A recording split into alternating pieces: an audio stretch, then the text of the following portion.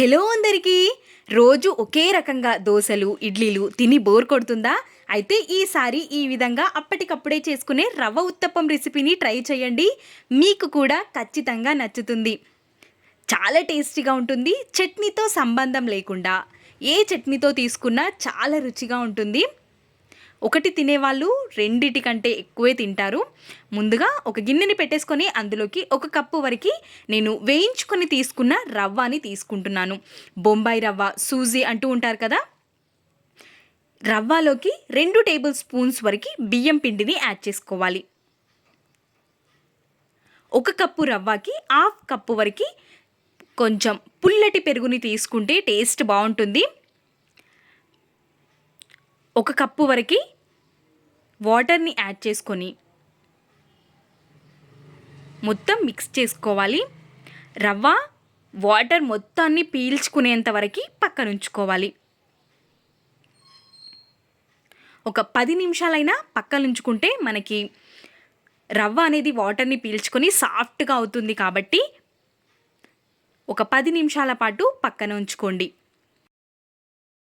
ఇప్పుడు ఒక చిన్న గిన్నెని తీసుకొని అందులోకి ఒక కప్పు వరకు క్యారెట్ తురుముని, ఒక కప్పు వరకు సన్నగా తరుక్కున్న ఉల్లిపాయ తరుగుని, 3-4 పచ్చిమిర్చిని కూడా కట్ చేసుకొని తీసుకోవాలి.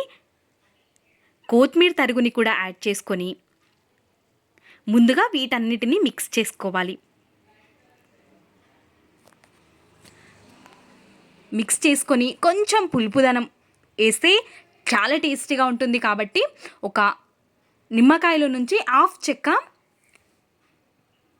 మనం ఇందులోకి పిండేసుకుందాం. చాలా టేస్టీగా ఉంటుంది. మనం ఉత్తప్పం పైన వేసుకొని తింటే హెల్తీగా కూడా ఉంటుంది. కాబట్టి ఈ విధంగా ఒక హాఫ్ చెక్క నిమ్మరసాన్ని పిండేసుకొని పక్కనుంచుకోవాలి. ఆలోపు మనకి రవ్వ కూడా బాగా మెత్తగా అయిపోయి ఉంటుంది. మూతని ఓపెన్ చేసి చూస్తే ఈ విధంగా కొంచెం సాఫ్ట్గా అయిపోయింది. కాబట్టి ఇప్పుడు మనం దీన్ని ఇంకొకసారి మంచిగా కలిపేసుకోవాలి. రుచికి సరిపడా ఉప్పుని యాడ్ చేసుకోవాలి. 1/2 టేబుల్ స్పూన్ వరకు వంట సోడాని యాడ్ చేసుకోవాలి. ఒక 2 టేబుల్ స్పూన్స్ వరకు నిమ్మరసాన్ని కూడా యాడ్ చేసుకోవాలి. మనకి పుల్లటి పెరుగు తీసుకోనట్టయితే ఈ విధంగా మనం ఒక సగం చెక్క వరకు నిమ్మరసాన్ని యాడ్ చేసుకోవడం వల్ల పర్ఫెక్ట్గా సరిపోతుంది. మనకి దోశలు అనేవి ఫ్లఫీగా వస్తాయి. ఈ విధంగా కలిపి పక్కన ఉంచుకోవాలి. పిండి కన్సిస్టెన్సీ అనేది లూజ్గా కాకుండా మరి గట్టిగా కాకుండా ఈ విధంగా ఉండాలి. ఇప్పుడు స్టవ్ పైకి మనం దోశ ప్యాన్ని పెట్టేసుకొని ఒక స్పూన్ వరకు ఆయిల్ని వేసుకొని స్ప్రెడ్ చేసుకోవాలి టిష్యూతో. వేడి వేడి పెనం పైకి 2 గరిటెల వరకు మనం పిండిని యాడ్ చేసుకోవాలి. మరీ పల్చగా కాకుండా ఈ విధంగా వేసేసుకొని ఈ దోశపైకి మనం మిక్స్ పెట్టుకున్నాం కదా, క్యారెట్ తురుము, ఆనియన్స్, పచ్చిమిర్చి వీటన్నిటినీ వేసుకోవాలి. వేసేసుకొని ఒక మూతని కవర్ చేసుకొని కొద్దిసేపు ఉడకనివ్వాలి. మనకి ఈ విధంగా మూతని కవర్ చేసుకొని చేసుకోవడం వల్ల ఫ్లఫీగా అవుతుంది. దోశ అనేది తినడానికి చాలా బాగుంటుంది. వెయిట్ లాస్ అవ్వాలి అనుకునే వాళ్ళకి కూడా బెస్ట్ ఆప్షన్ అని చెప్పాలి ఈ దోశ. ఇప్పుడు ఒక స్పూన్ వరకు ఆయిల్ని పైనుంచి వేసుకోవాలి. క్యారెట్ తురుము, ఆనియన్ తరుగు అన్నీ వేసాము కాబట్టి మనకి దోశ నుండి సపరేట్ అవ్వకుండా ఉండాలి అంటే ఈ విధంగా కొంచెం స్పూన్తో ప్రెస్ చేసుకోవాలి. విడిపోకుండా ఉంటుంది. దోశని టర్న్ చేసుకొని కాల్చుకోవడమే. ఇక్కడ సైడ్ ఎక్కువసేపు కాల్చాల్సిన అవసరం లేదు, ఎందుకంటే మనకి తొందరగానే వేగిపోతుంది. ఈ విధంగా వేసేసి కాల్చుకొని సర్వింగ్ ప్లేట్లోకి తీసేసుకోవడమే. చాలా టేస్టీగా ఉంటుంది.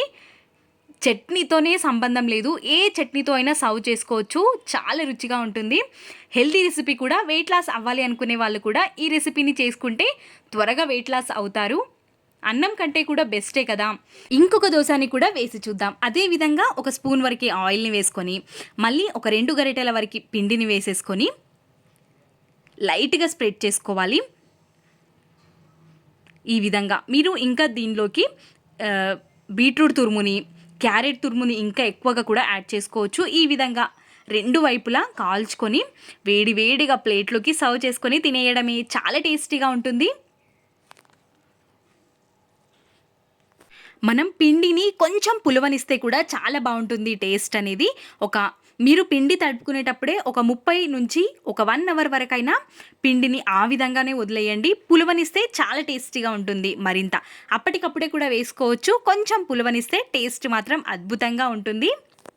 ఈ విధంగా వేసేసుకొని నేనైతే ఇక్కడ పల్లి, కొబ్బరి 2 మిక్స్ చేసి చట్నీని చేశాను. చాలా టేస్టీగా ఉంది.